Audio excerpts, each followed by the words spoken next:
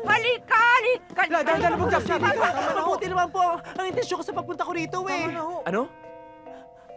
At kailan ka pa nagkaroon ng magandang intensyon sa tao, ha? Sa klolo, ninakawan kami, niloban kami. Tulong, sa klolo. La? Bilisin, sir. Tulungan niyo kami para La? ninakawan. Ano nangyari? Nilooban tayo. May nagnakaw kay Petra. Ano? La, hindi tayo nilooban. Nilabasan tayo. Kasi sa labas nila kinuha si Petra. Walang yaka, nakuha mo pa magbiro. Paano tayo niyan? Paano hanap buhay natin? Mga hayop ang gumawa nito. Mamaya mo lang, kakatayin lang nilang Petra ko. Hero horse ko pa naman siya. Nasaan ka na ba, Baka naman siya Petra? lang yun. Matalino nga yun. Parang kasi tao mag-isip. Tsaka kung di na bumalik yun, eh, hindi naman sa atin yun. Napulot niya nga lang yun, di ba? Ha? Di mo kami naiintindihan, Pinsan. Napamahal na sa amin si Petra. Huh? Iba siya! Sino kakain ng damong to? Ikaw, Pinsan! Ha? Ikaw, Lola! Hindi ko na alam paano magiging bukas. Nawala si Petra.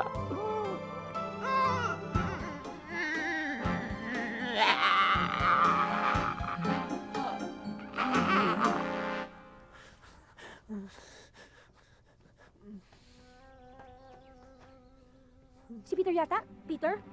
Ha? Si Peter na! Si Peter nga! Nandito si Peter! Sir! Naku! Boy, si Peter! Bilisan ninyo! Buti naman nandito. Saan ka galing? Sinong kumidnap sa'yo? Paano ka nakatakas? Kakilala mo ba sila? Ano ba yan? Bakit hindi ka nila pinatay? Oo nga Eh naman. bakit? Walang kidnap na naganap. May 15 lalaki muntik ng sa akin. 15? 10 lang. 10? 5 lang yata. 5? Hindi, 2 lang. Naduling lang ako. Mamatay ka man? Wala talaga. Nananaginip lang ako. Ano ba yan? Ayun. Hindi na po importante kung ano ang dahilan. Basta ang mahalaga, ligtas na si Kuya.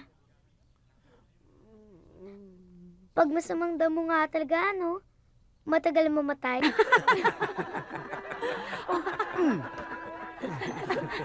O nga naman, ano bang inaalala natin?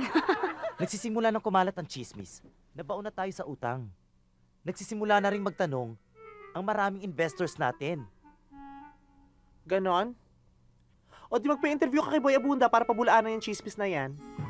And since nakikiatin ka rin naman sa problema ko, di ikaw maghanap ng solusyon. Sana magseryoso ka na. Kasi malaki na nawawala sa'yo.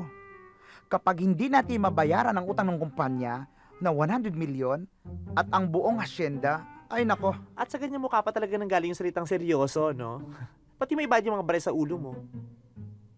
O sige, akin lang rin naman tong problema to. Di ako na lang mag-iisip ng solusyon mag-isa. Pwede na kayo umalis lahat.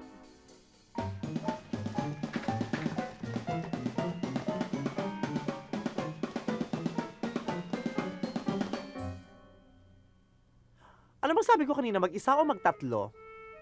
Mag-isa, sir. O ano pang ginagawa niyong dalawa rito? Lalabas po ako? Hindi. Kami na lang dalawa. Nakakahiya naman si office mo to. Halika dali, alis tayo.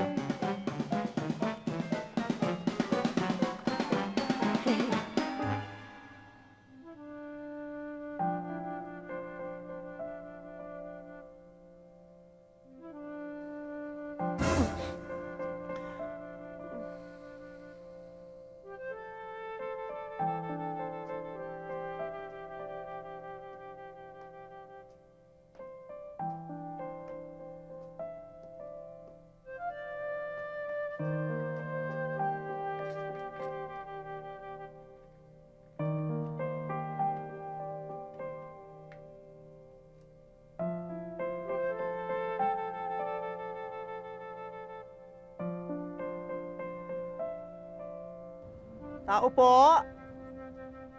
Tao po? Erickson? Sino po sila?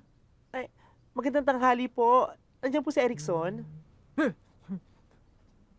La, siya si Peter. Siya amo namin napakasama ng Ha? ugali. Ganun ba yun? Oo, siya yun. Tuloy po kayo. Hali kayo. Baka saktan ka Ano ka ba? Sabi ko sa inyo, mababait sila sa akin eh.